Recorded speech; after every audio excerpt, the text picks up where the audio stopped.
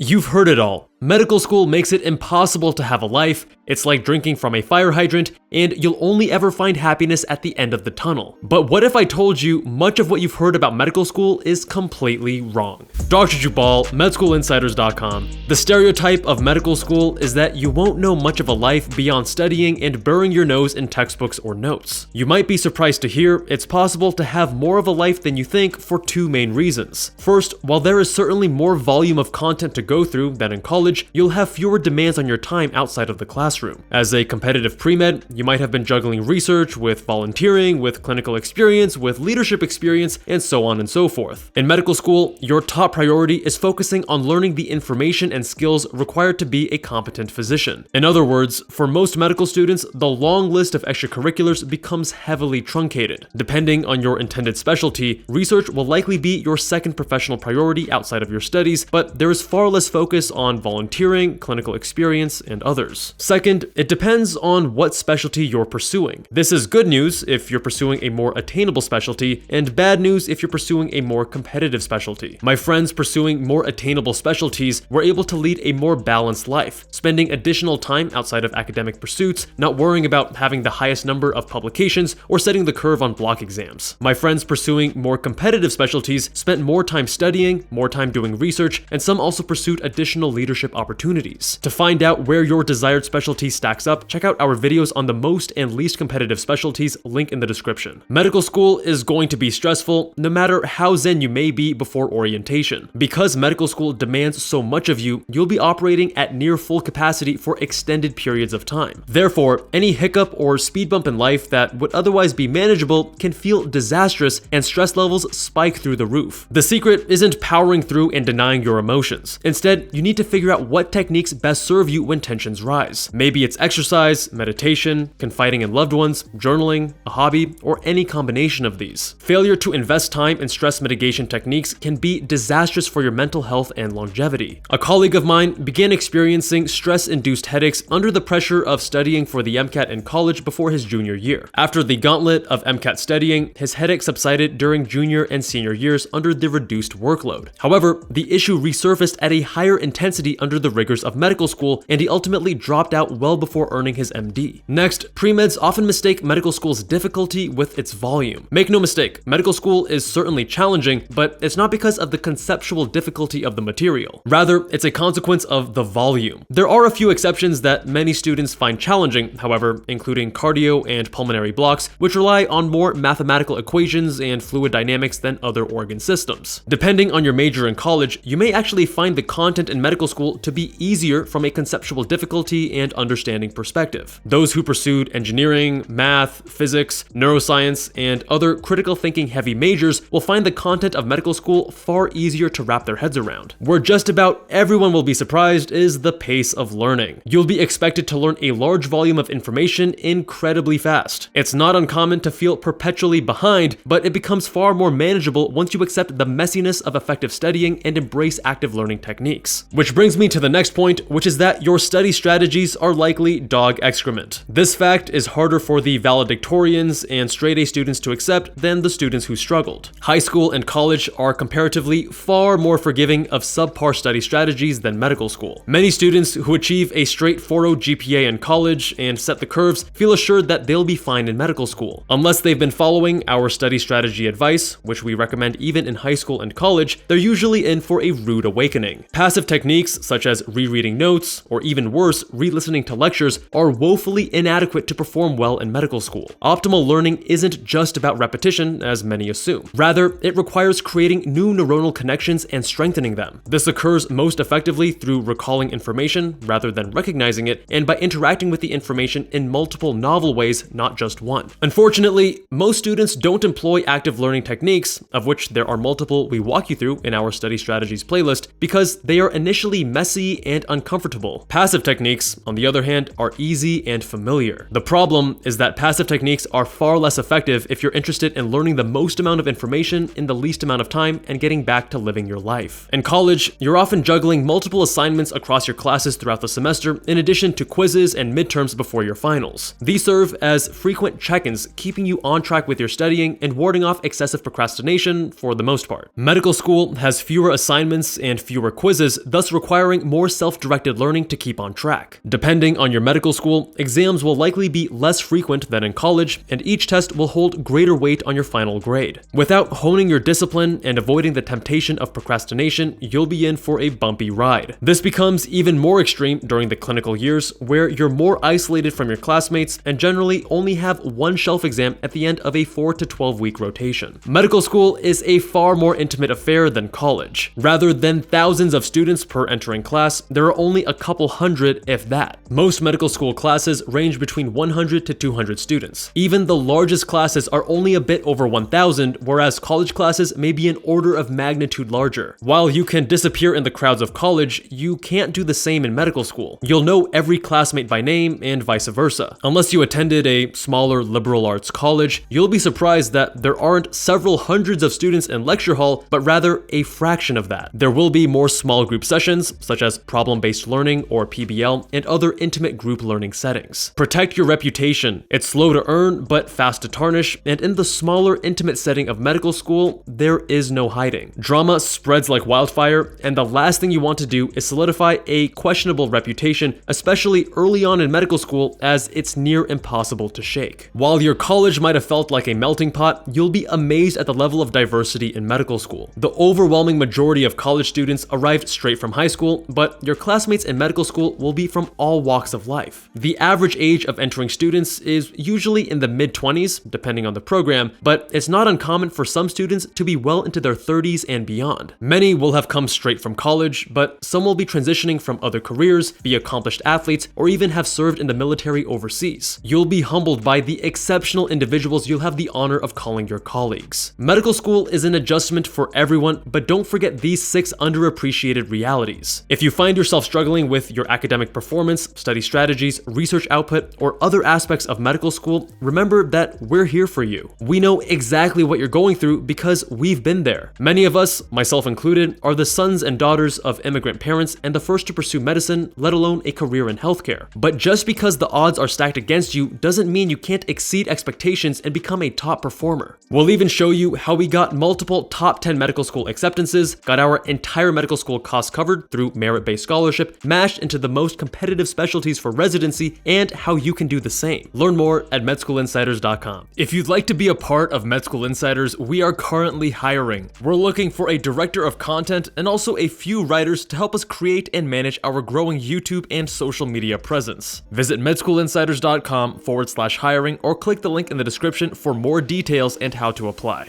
Thank you all so much for watching. If you enjoyed this video, check out why getting into medical school is so hard and how to stand out. Much love, and I'll see you all there.